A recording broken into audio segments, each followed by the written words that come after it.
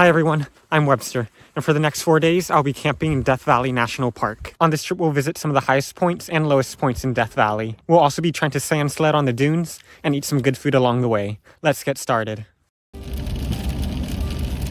So it's about 7:30 and the sun's peeking out of the sky. We've been driving for about 2 hours and we still have another 6 to go to Death Valley. The plan for today is that once I get to camp, I'll set up my tent and then make some pizza for dinner. I'll see you guys in a bit.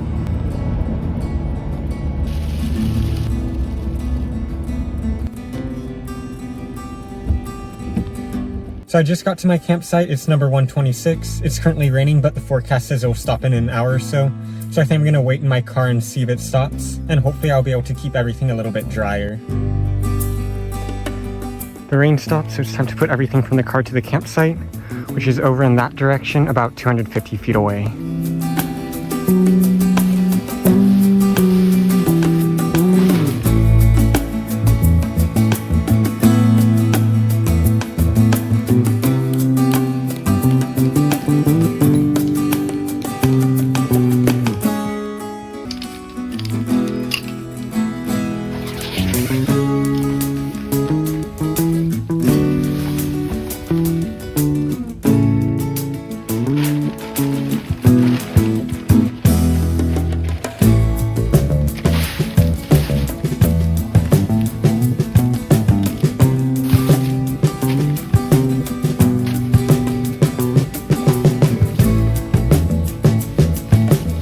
Tent's all set up, so I'm going to get the pizza dough warm and set up the rest of the site.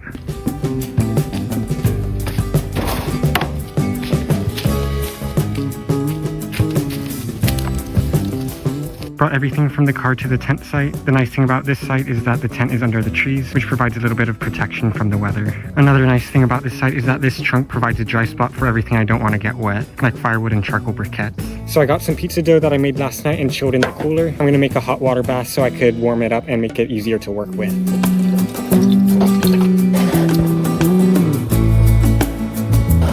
So the water is boiling, so I'm going to turn this off. Put the hot water in this bowl. And put the dough in the hot water bowl. And then I'll put that in the Dutch oven for about half an hour to an hour, so it becomes more pliable.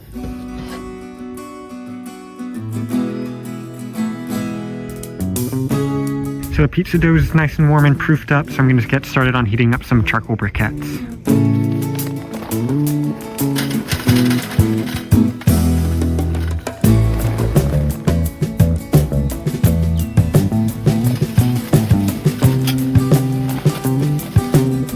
The briquettes look good. The top coals are just white on the edges, so I'm going to pour them out and then preheat the oven.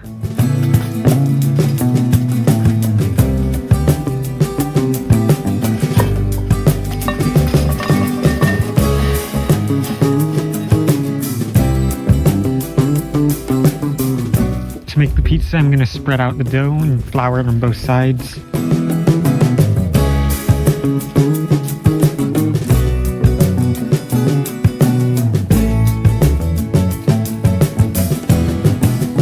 Then I'm going to have a light layer of tomato sauce on the pizza.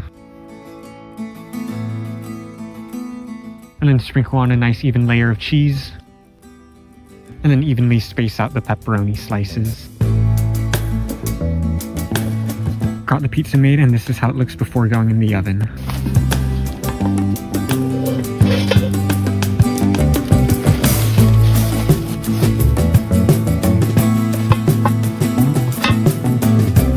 I'm going to set a timer for 15 minutes and then check on the pizza to see how it looks.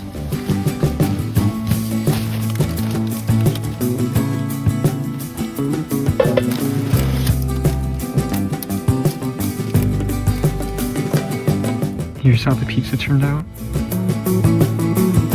I forgot a knife to cut the pizza into some slices, so I'm just going to have to eat it with a spoon instead. Here's the pizza. Tastes really good. I just finished my pizza and it was a long day of driving. I think I'm going to clean up camp and then go to bed. I'll see you guys tomorrow.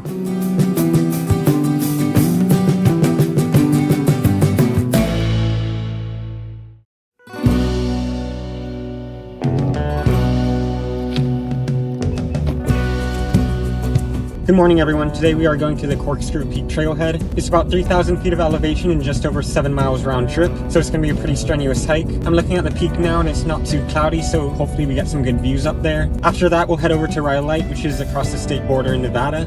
It's a ghost town, so that should be pretty cool to check out. Made it to the trailhead. Now it's time to climb the mountain. We're about 1 mile in and we're still not at the base of the mountain yet. Corkscrew Peak is that way.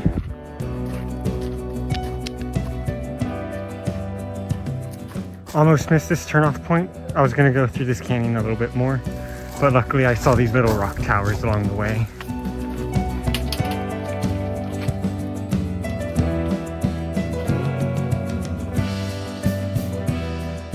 Some clouds rolled in, so we don't have much of a view right now, but the peak still remains unobstructed. We're about 2.4 miles into the hike.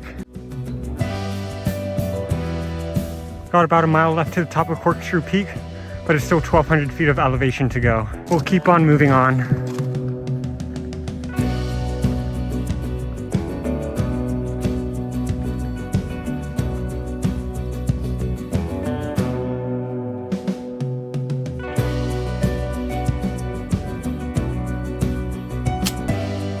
Only about a quarter mile to the top. We're almost there.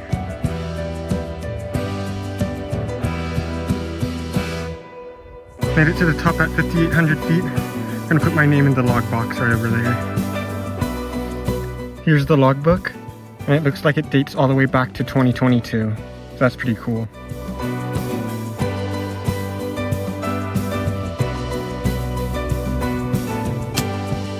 Just finished eating lunch and took a few pictures, so it's time to head back down. It took me 2 hours to get up here, so it's gonna be a little quicker getting down. Getting down this mountain is steep. I definitely recommend hiking poles if you're thinking about doing this hike.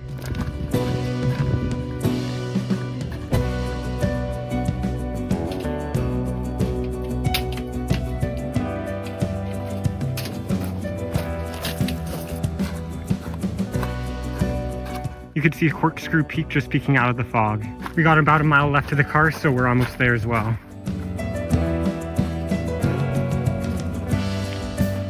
So I just got back to the car from the trail. We were on the trail for about 3.5 hours, so it took an hour to get down. Next stop is Rhyolite Ghost Town, which is about a 20-minute drive from here, so I'll see you guys over there.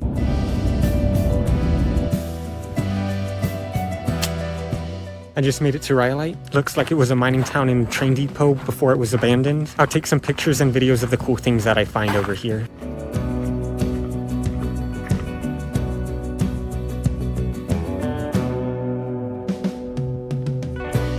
I'm exploring this town and you could see mine entrances throughout the hills here.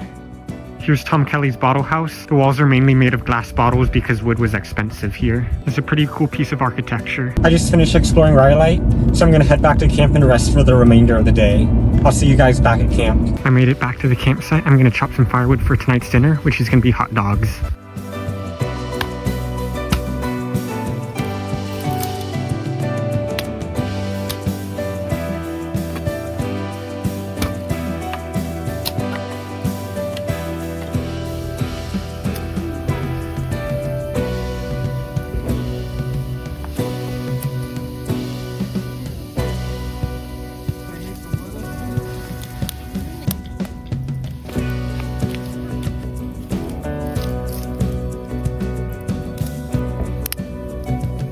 I'm cooking up some hot dogs. I don't have any ketchup or mustard though, so they're gonna be plain.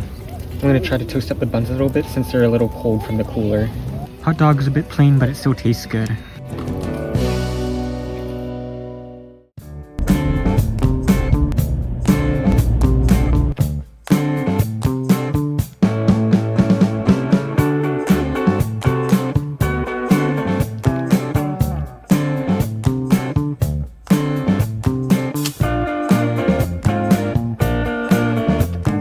So we just finished up an early morning hike at Zabriskie Point. There wasn't any oranges in the sky, but I think we still got some good photos. Next stop is going to be the Mesquite Flat Sand Dunes, where we will be doing some sand sledding. Should be a fun time, so I'll see you guys there.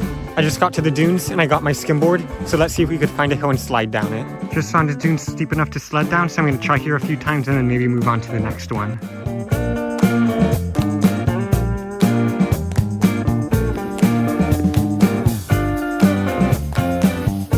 That was a pretty good warm-up, but I think it's time to find a hill that's a little bit taller and a little bit steeper as well. Found a bit taller and steeper hill, so we'll try this one out a few times and see how it goes.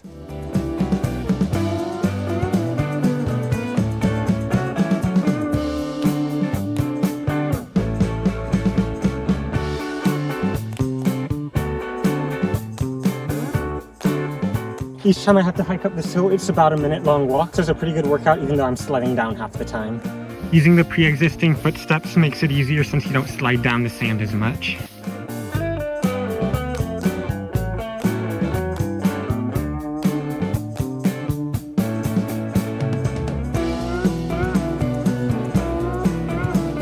I'm getting pretty tired walking up this hill over and over again, so I'm going to take a little break. Once I'm rested back up, I'll try to get a POV shot so you guys can experience what it's like sledding down the hill. Let's see if we can get a good shot here.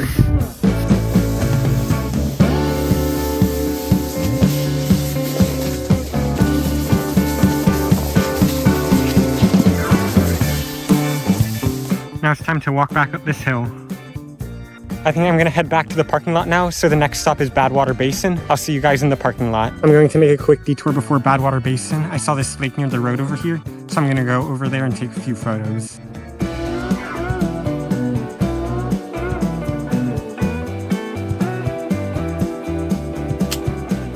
Heading back towards Badwater Basin, I'll see you guys over there. I made it to Badwater Basin, which is the lowest point in North America at minus 282 feet. Because of the recent rain, there's a lake here which is called Lake Manly. Pretty unique experience you don't often see in Death Valley. Here's the parking lot, and up on that mountain is a sign that says sea level. I'm coming back from Badwater Basin, and I still have a little bit of time in the day before dinner, so I think I'm going to take a little hike in Golden Canyon. I'll see you guys at the trailhead. Made it to the trailhead, just a quick 3-mile out and back.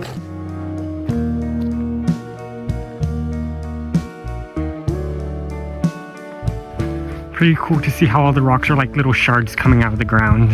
One of the main focal points of this hike is Red Cathedral, which I'm excited to see in about a mile or so. Red Cathedral is a rock formation that looks pretty cool from the pictures I've seen.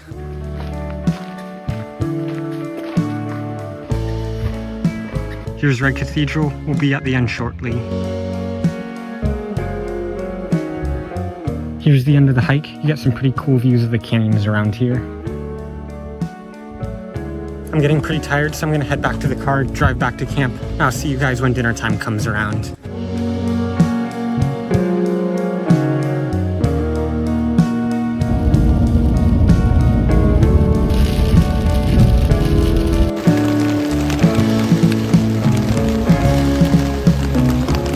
Here's one example of why you should put your tent on high ground. My site's not nearly as flooded. Wood looks like it mostly stayed dry, so that's good. Starting to get the fire started. You can see steam coming off the logs that were wet from the rain. Tonight's dinner is going to be spicy ramen and a sausage. I'm boiling some water now, and I just added the sausage to the ramen to heat up later. The water finished boiling, so I put it in the bowl. I'm going to let it rest for 3 minutes and then I'll have dinner. Nothing beats hot soup on a cold day. I'm going to roast some marshmallows and then head to bed. I'll see you guys tomorrow to pack up and head back home.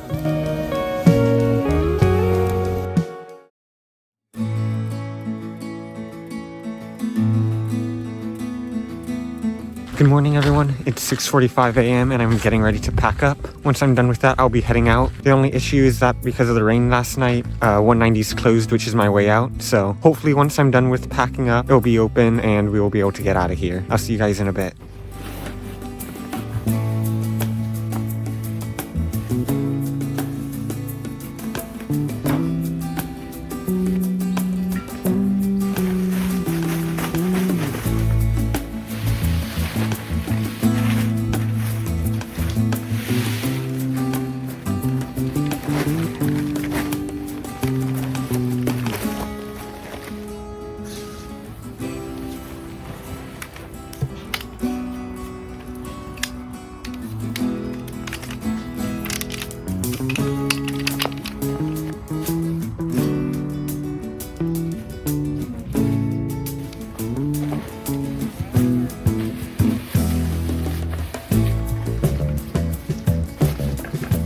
campsite's all packed up. Time to put everything in the car. I put my tag on the window, and it's time to head out. Let's go.